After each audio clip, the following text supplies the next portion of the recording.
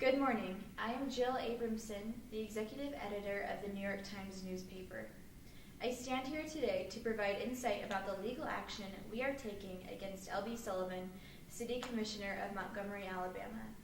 Sullivan claimed that an advertisement we published on March 29, 1960 regarding civil rights violence in the South was inaccurate and defamatory.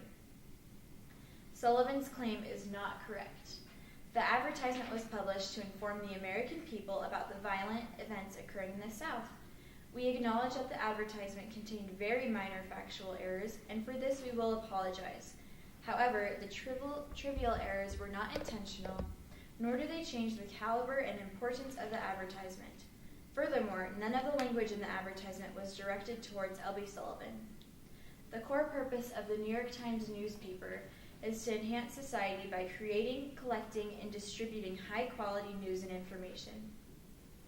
We do not believe that Heed Their Rising Voices was a violation of our core purpose, nor do we believe that it was a violation of the law. We will push forward in our fight for freedom of the press. At this time, I will now be taking questions. Ms. Abramson, people are beginning to question your credibility as a newspaper since you printed the lies in Heed Their Rising Voices advertisement. How will you prevent these lies and other such lies from being printed again? While some minor details in the advertisement could be considered erroneous, they were not blatant lies, and they were certainly not intentional lies. I stand behind the credibility of the New York Times, and we will continue to fact-check and be a trusted source for citizens of America and around the world.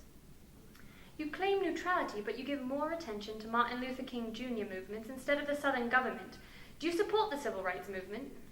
Good news reporting means timely news reporting. Dr. King has received significant attention in our publication due to the events that he has participated in the South.